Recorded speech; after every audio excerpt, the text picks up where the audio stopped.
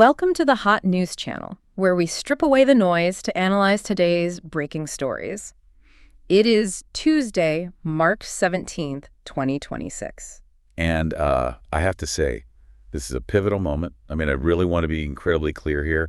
I do not use that phrase lightly. Right, not just for dramatic effect. Exactly, not for the drama. We are currently standing at the exact juncture, like the absolute tipping point, where the global economic order is being radically and irreversibly rewritten. Which is a huge statement. It is, but look at what is currently being presented to the public on almost every major network. They're calling it a contained regional conflict in the Middle East.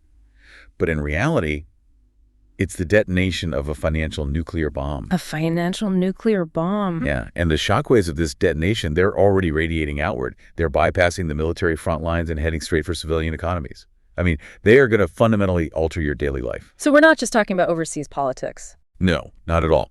We are talking about a systemic event that will dictate everything from the astronomical cost of your groceries next week all the way to the permanent realignment of global superpower influence for the next century. Okay, and before we get into the actual mechanisms of that shockwave, I need to state something upfront for everyone listening. We do not take sides, nor do we endorse the viewpoints of the original reporting. Our sole mission is to impartially extract the hard data and convey the ideas contained in the provided materials to help you uncover the hidden truth.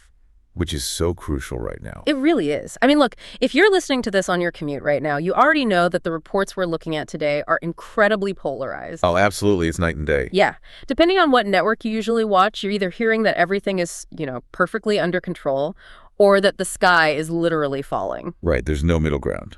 Exactly. So our job isn't to tell you who the good guys or the bad guys are. Our job is to just strip away the political spin, look at the satellite data, track the financial ledgers, and figure out what is actually happening on the ground. Just following the math, basically. Right. And today's deep dive is venturing into a profoundly complex landscape. We're going to look at the physical reality of the Strait of Hormuz, where an unprecedented economic blockade is currently starving the global supply chain. It's a massive bottleneck. Yeah, and we'll examine the stark, almost surreal cognitive dissonance between the official military narratives coming out of Washington and the harsh mathematical realities of the actual munitions being fired. The numbers just do not add up. They really don't. And then we're going to unpack the sudden, frankly breathtaking diplomatic isolation of the United States. We'll look at the domestic push for legally mandated patriotic news coverage. Which is a whole other terrifying situation. Oh, for sure. And finally, we will explore the dystopian reality of prediction markets that are literally turning global Armageddon into a multi-billion-dollar casino. It's a massive map to cover. It is. But what's fascinating here is how all these seemingly disparate threads, the maritime logistics in the Gulf, the diplomatic silent treatments over in Europe, broadcast regulations in D.C., and the offshore gambling platforms right on your phone, they are all actually tightly woven together. They're all the same story. Exactly. They form a comprehensive picture of a system under unimaginable stress. If we connect this to the bigger picture, we aren't just looking at a war. We are looking at a real-time stress test of the entire post-World War II global architecture. Okay, so let's start with the epicenter of that stress test, the economic bleeding. Because the hard data coming out of the Persian Gulf paints a picture of, complete maritime paralysis. Paralysis is the perfect word for it. Yeah. I want to give everyone a visual of the exact situation in the Strait of Hormuz right now, today. We are looking at over 700 massive liquefied natural gas or LNG tankers currently bottlenecked. Just pause on that number for a second. 700. Right. 700 ships. I mean, what does a 700 ship traffic jam actually look like on the water? Well, these aren't speedboats, These are floating behemoths, hundreds of meters long, carrying the literal lifeblood of the global energy grid. And they are essentially just parked in the water, dropping anchor, unable to move. And the cost of that has to be astronomical. Oh, it is. The daily financial burn rate of keeping those crews fed, paid, and keeping those ships insured while they just sit in a highly active war zone, it is catastrophic. And that panic is already bleeding into the markets. Exactly. Look at the commodities markets, because this is where the mechanism of the panic really reveals itself. If you look at the ticker right now, Brent crude is officially hovering around $104 a barrel. Which sounds bad, but manageable. Right, but that is the paper price. That's just the futures market. If you look at the physical, real-world, unmanipulated prices, meaning the actual cash you have to hand over to get a physical barrel of oil loaded onto a ship and delivered today to keep your factory running, it is closer to $140. Wow, $140. Yeah. And the projections we are seeing in the materials are warning that it could hit $150 to $200 in the coming weeks. So that decoupling, that massive disparity between the paper price of oil at $104 and the physical price at $140, that is the first major red flag. It's a huge red flag. It tells you the financial markets are desperately trying to, sanitize the reality. But you cannot financialize geography. No, you can't. I mean, the Strait of Hormuz is only about 21 miles wide at its narrowest point, right? And the actual usable shipping lanes are only 2 miles wide in either direction. 2 miles? That's nothing. It's the most critical maritime choke point on the entire planet. And according to the analysis by Pepe Escobar, Iran has executed an absolute masterstroke of asymmetric warfare here. Okay, break that down for us. Well, they haven't just randomly mined the waters or, sunk everything in sight. That would turn the whole world against them. Instead, they have established what Escobar brilliantly terms an invisible toll booth. An invisible toll booth. Okay, how does that physically work? I mean, are they pulling up to every single ship and checking their registration with a clipboard? Not exactly. It's a combination of electronic tracking, AIS transponders, and heavy naval presence. They are selectively granting safe passage. Selectively, so some get through. Exactly. The mechanism is brutally simple. If you are a nation operating outside the U.S. and Israeli sphere of influence, China being the absolute prime example here, you are waved right through. Just totally unimpeded. Yeah. Your transponder is logged, your cargo is cleared, and your tankers move. But if you are aligned with Washington, or you're carrying cargo destined for those aligned nations, well, the toll booth is close to you. You just sit at anchor. You sit at anchor. By doing this, Iran is successfully leveraging control over roughly 15% of the world's daily oil supply. But notice the tactical genius of it. They aren't destroying the oil. Exactly. They aren't doing it by destroying the product, which would unite the entire international community against them. They are doing it by deciding exactly who is permitted to buy it and transport it. Right, so I'm looking at the logistics of this, and the sheer volume of disrupted trade is staggering. Just the physical denial of movement is a massive, tangible, tactical maneuver. See, I'm going to push back slightly on that framing, actually. Oh, really? How come? Because while the physical image of 700 stranded supertankers is incredibly dramatic for the news, the physical ships themselves almost don't matter as much as the systemic collapse they represent. What do you mean they don't matter? I mean, tell that to the guys paying the multi-million-dollar insurance premiums right now. Of course, yeah. The financial pain for those companies is very real. But I'm talking about the macro strategy. Okay, go on. This isn't just about delaying shipments of heating oil for a few weeks to cause a quick price spike. This is a deliberate, highly calculated, long-term strategy to dismantle the petrodollar system. The petrodollar. Think about it. The entire foundation of the U.S. dollar's dominance is the ironclad guarantee that energy is traded in dollars, backed by the security guarantee of the United States Navy. Right. The Navy keeps the lanes open. Precisely. So by forcing the world to acknowledge that the U.S. Navy can no longer guarantee safe passage for Western-aligned cargo through the most important strait on Earth, they are forcing a global economic reset. They're showing the limits of American power. They are explicitly demonstrating to the global South that the old rules no longer apply. They are proving that energy can and will be traded outside the jurisdiction of Washington. So when that systemic shift actually trickles down to the average person, what does it look like? Because we aren't just talking about abstract currency markets or, high-level geopolitical theory in a think tank. Right, it hits the streets. It does. We were talking about absolute real-world devastation right now. According to the analysis by Alex Craner, which is actually strongly corroborated by deeply alarming reports from the Financial Times, the cascading failures have already begun. And it's happening faster than people realize. Way faster. We're looking at the supply chain breaking at its absolute most vulnerable points. In India, there are reports of street vendors and restaurants completely unable to deep fry food because the cost of commercial cooking gas has become instantly prohibitive. Just overnight. literally overnight. And it gets much darker than that. Crematoriums in South Asia are literally running out of the gas required to burn the dead. My God. Yeah. We are seeing hard reporting that schools in Bangladesh and the Philippines are being forced to shut their doors entirely due to a total lack of fuel to keep the lights on and the buildings habitable.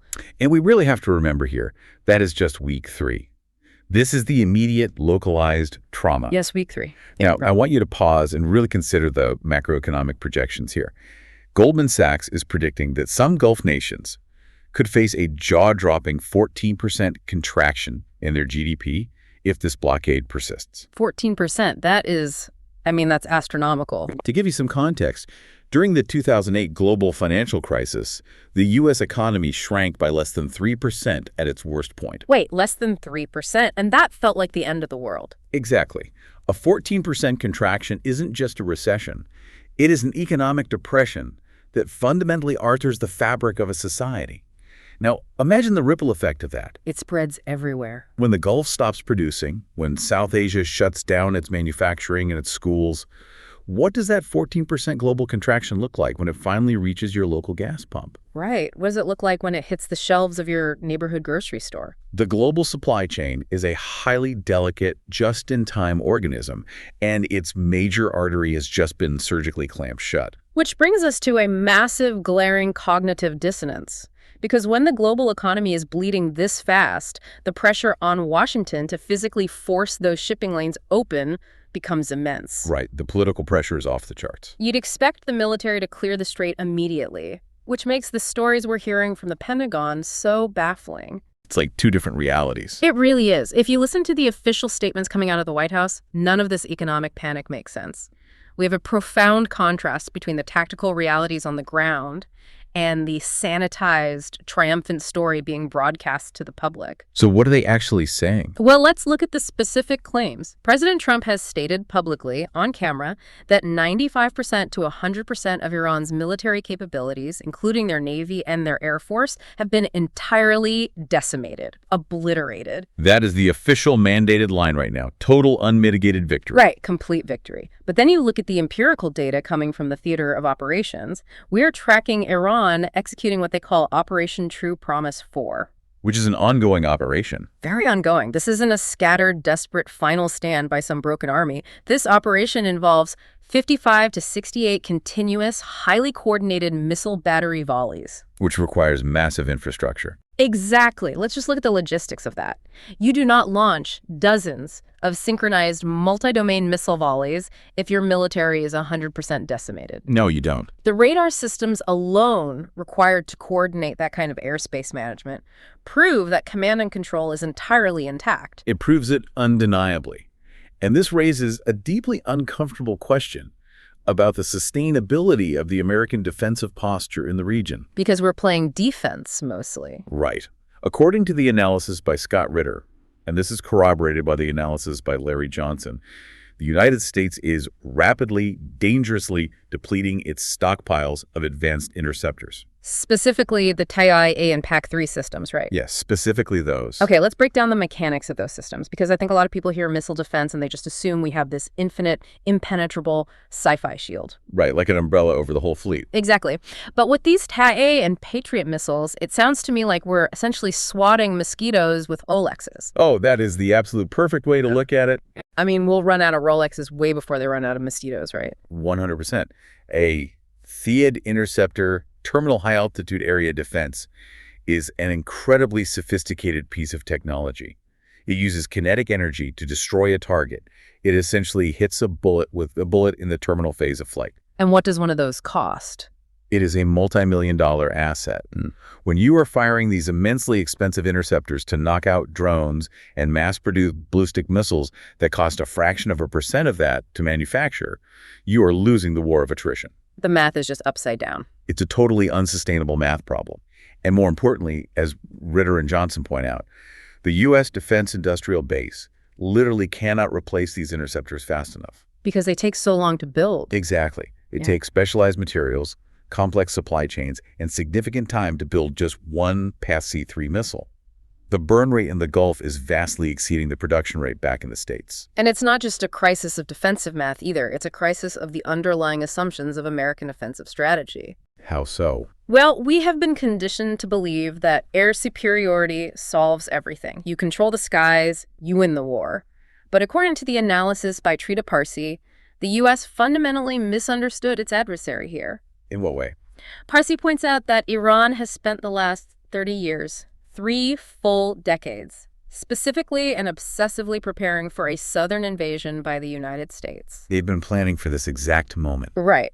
They didn't build their critical infrastructure, their missile silos, or their drone factories on the surface, just waiting to be targeted by satellites and bombed. Because that would be suicide against the U.S. Air Force. Exactly. Instead, they utilized deeply fortified underground manufacturing networks that they hollowed out of mountain ranges. Which, if you really think about the physics of modern warfare, completely nullifies the primary American strategy of surface bombing. It renders it useless. It does.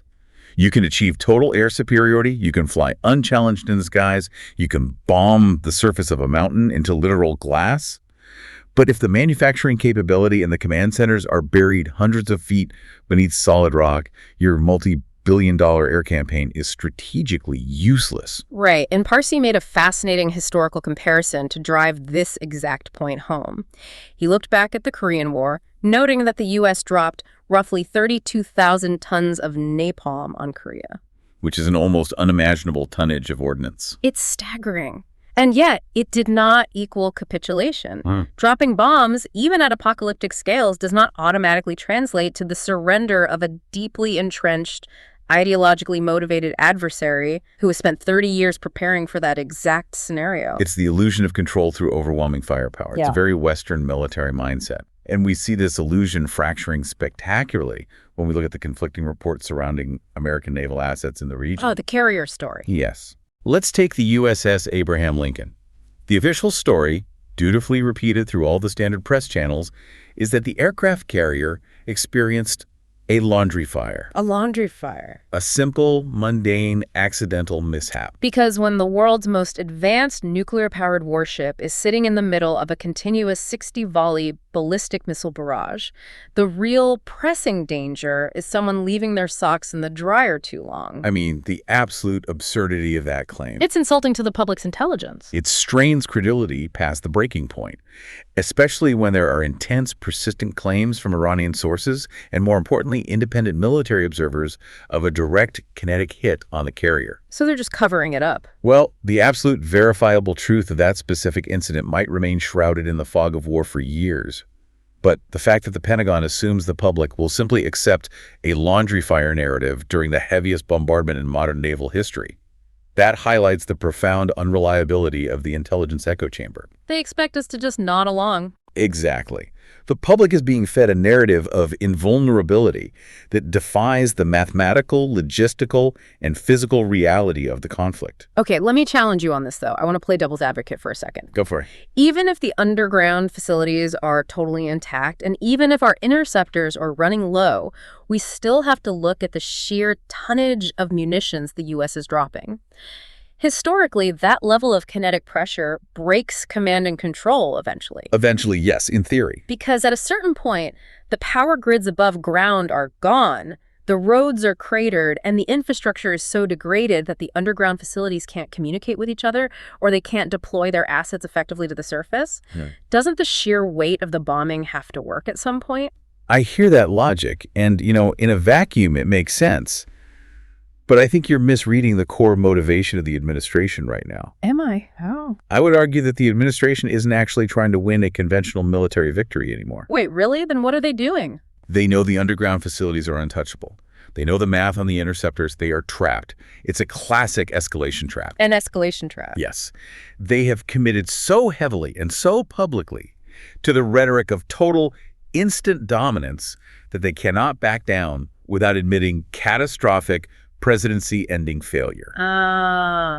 It's about optics. It is entirely about optics. So they must continue to bomb day after day, week after week, not to achieve a strategic military objective, but simply to appear strong to their domestic political base.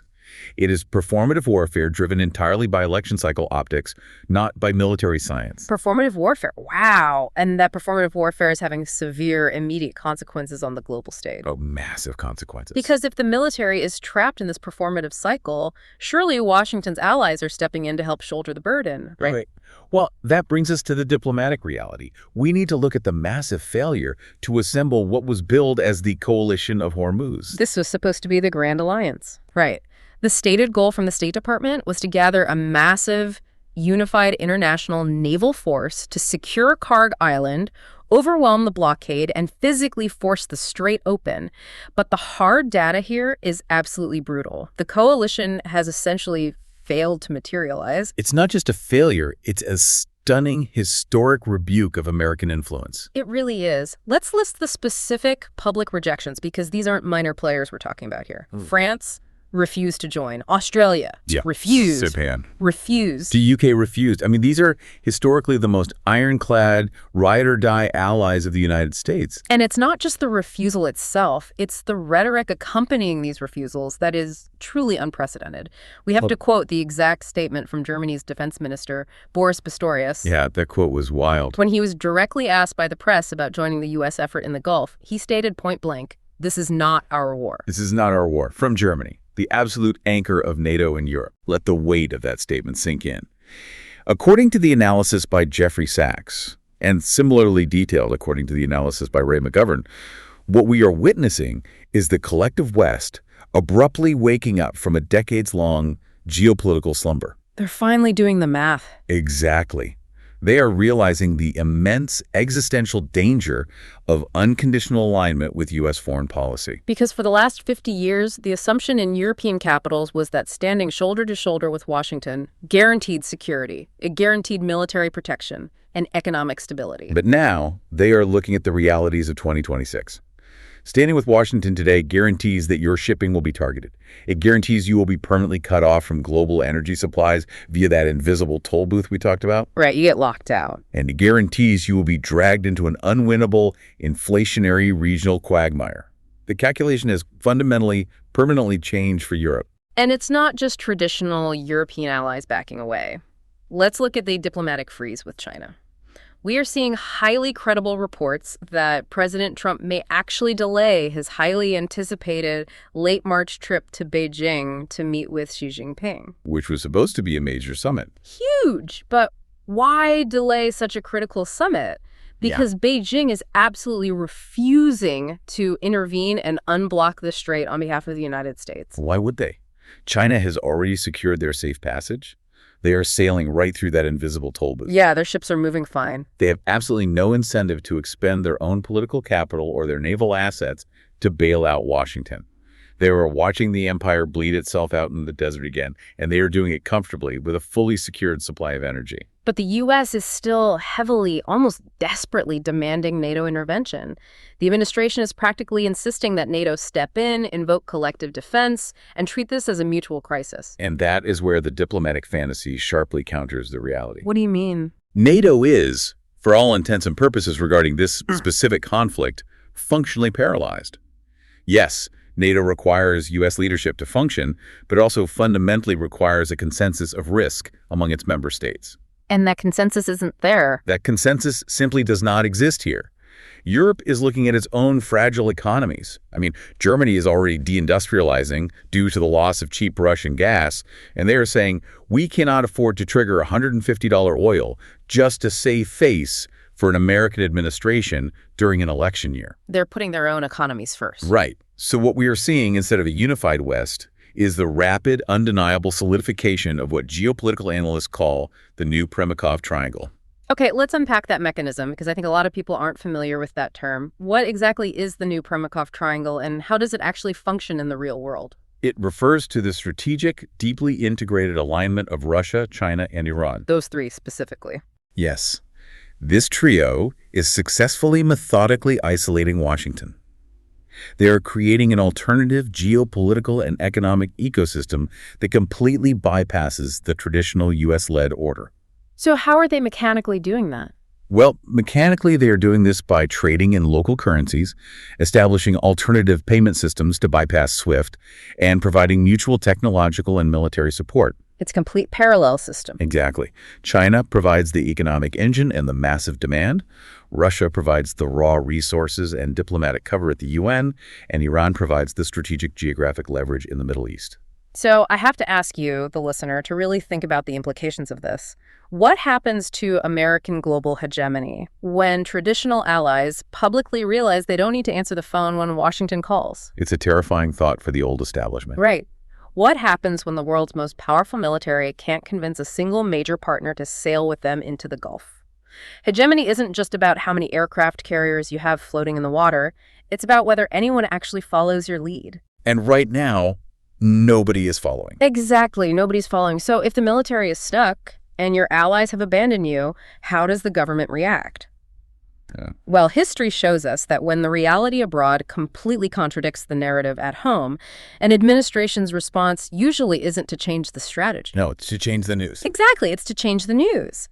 And that brings us to the domestic front. We are currently tracking a highly aggressive, legally mandated, unprecedented domestic crackdown on reporting. It is a profound, incredibly dangerous shift in how information is governed in a purportedly free society. We have to look at the specific actions being taken by the state here. We have FCC Chair Brendan Carr operating in lockstep with the administration, openly threatening to revoke the broadcast licenses of major television networks. Which is just, that's wild. It is. The threat is that if they air what the administration deems unpatriotic coverage of the war, they will be pulled off the air. Think about the absolute chilling effect of that mechanism. The government agency responsible for allowing you to broadcast, the agency that literally controls the physical airwaves, is telling executives that objective journalism might cost you your entire multi-billion-dollar business. If it doesn't align with state-mandated optimism. Exactly. And it gets much more specific and hands-on than just vague threats from the FCC. We have the Secretary of Defense, Pete Hegseth, literally demanding that the press actively declare Iran defeated in their headlines. He's trying to edit the news himself. He is. He recently criticized a major headline that simply stated the Iran war widens. He argued that stating the war was widening was fundamentally unpatriotic. Despite the fact that it is observably widening. Right. Despite the verifiable empirical fact that the conflict was physically spreading to multiple surrounding countries. Furthermore, the administration is actively tackling the visual evidence of their failure. Oh, you mean the rallies? Yes, the rallies. Just last week, there were massive street rallies in Tehran. We are talking about satellite-verified crowds of 250,000 people turning out in the streets in support of the Iranian leadership. 250,000 people. And what was the administration's official, on-the-record response to this footage? They claimed these massive crowds were entirely fabricated. They called them synthetic media and deepfake. They are legally mandating that citizens disbelieve their own eyes. They're criminalizing reality. And they are using the heavy, blunt machinery of the state to do it. We are seeing threats to utilize the Foreign Agent Act against prominent domestic commentators. Like Tucker Carlson. Exactly. Tucker Carlson is reportedly facing threats of prosecution under this act simply for communicating with Iranian officials. Which 10 years ago used to just be called journalism or source building. Right. Now it's treated as a crime. When you threaten to jail a commentator as a foreign agent for making a phone call to a foreign capital to understand their perspective, you have crossed a Rubicon. According to the deeply critical analysis by Glenn Greenwald, this is not happening in a vacuum. It's not a series of isolated overreactions by a stressed White House. What does Greenwald argue? Greenwald points to a coordinated, deliberate effort between the government and powerful oligarchs to entirely control public opinion and artificially bolster support for a failing war. So it's a systemic buyout. He specifically highlights David Ellison's recent acquisition of CNN and Paramount. Greenwald argues this consolidation of legacy media into the hands of administration-friendly billionaires is designed to create a unified, unbreakable propaganda front. It's a privatization of state media. You don't need a ministry of truth if 5 billionaires who are friendly with the White House own all the transmitters. Right. So I view this as a highly calculated, deeply authoritarian strategy. They know the war is going badly. They know the economy is about to crater. So they are proactively seizing the mechanisms of communication before the election cycle really heats up. It's a master plan for narrative control. See, I have to strongly, fundamentally push back on the idea of a master plan here. Really? You don't think they're orchestrating this? I don't think this is calculated brilliance at all. I think what we are watching is an administration crashing out. Crashing out? What do you mean by that? Yes, crashing out. This is the desperate, panicked flailing of an administration that has suddenly, terrifyingly realized they have completely lost control of the narrative, the military situation, and the economy simultaneously. So it's panic, not planning. Absolutely.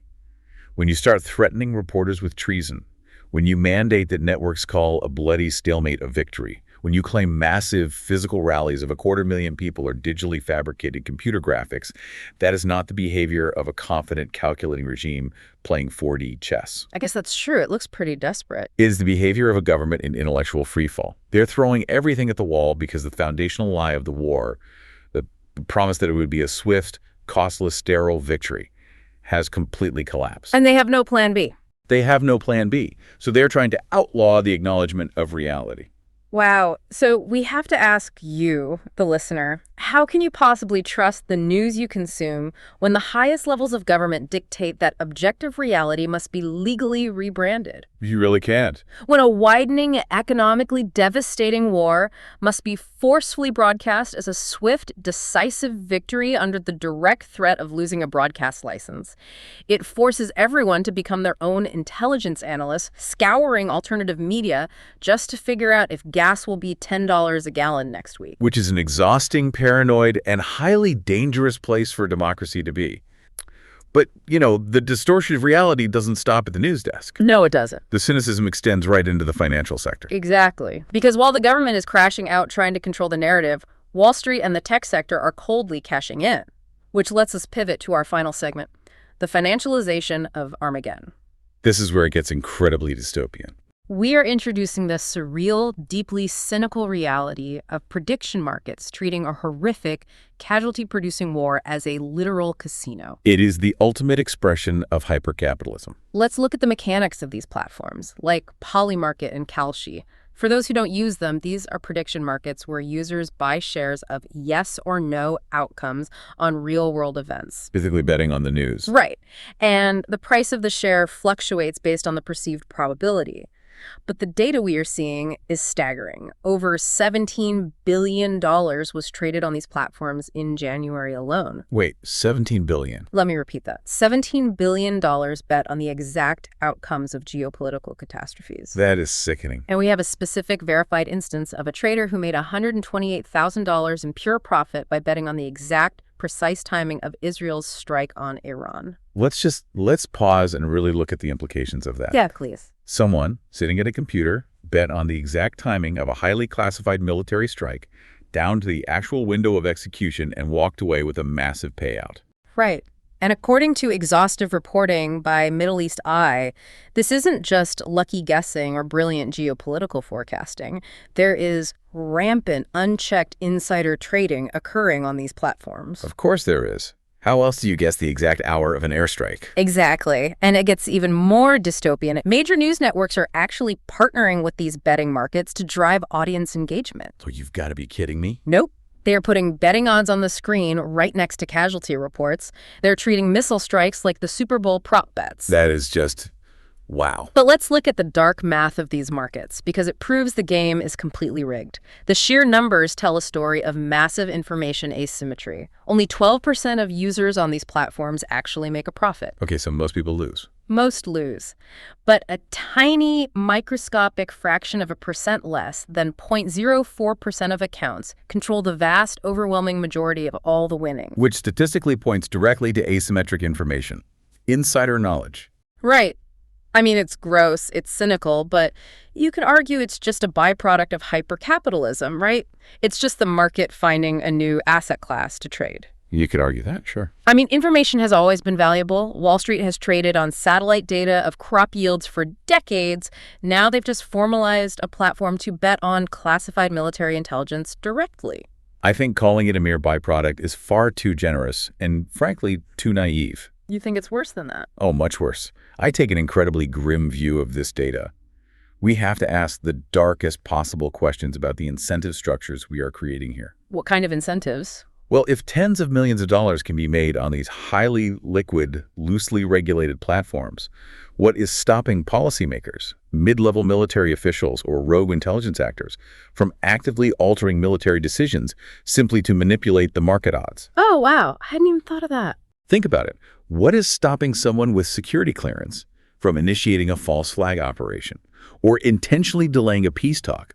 Not for strategic national gain, but to score a massive financial windfall on a polymarket contract they bought through a proxy. That's terrifying. This isn't just gambling. It is the ultimate systemic corruption of foreign policy. When you financialize war to this degree, you directly incentivize war. That is a deeply unsettling perspective because if the people making the decisions can bet on the outcomes, the concept of a just war or a necessary intervention completely evaporates. Exactly. And I want to leave the listener with a chilling final concept to ponder, building on everything we've meticulously discussed today. Go ahead. We have truly entered an era where geopolitical devastation is not just televised, heavily censored, and aggressively sanitized by the state. It is fundamentally financialized.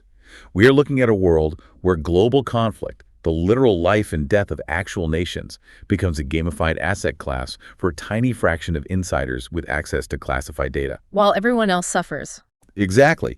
Meanwhile, the devastating inflationary costs, the $150 oil, the crashing global supply chains, the completely unaffordable groceries, the bankrupt local businesses, all of that pain is passed down directly to the citizens. To the people listening to this right now. Yes. So the question you have to ask yourself tonight as you look at the news and look at the prices at your local store is this. When war is this profitable for the people operating in the shadows, does peace ever actually stand a chance? The disconnect is staggering. To summarize the single most important thread from today's deep dive, the one thing you need to remember for the rest of the week. We are living inside the vast, cavernous gap between the sanitized, legally mandated narrative of a swift, clean victory and the harsh, empirical reality of a paralyzed global economy. That's the real story. The true battleground we've uncovered today is no longer just the physical waters of the Strait of Hormuz. The battle is for objective truth itself, and it is a battle being fought directly against our own institutions. If you found this analysis valuable, hit the plus or follow button on your podcast app and give us a like. Subscribe to the Hot News channel for more deep dives. Until we meet again, goodbye.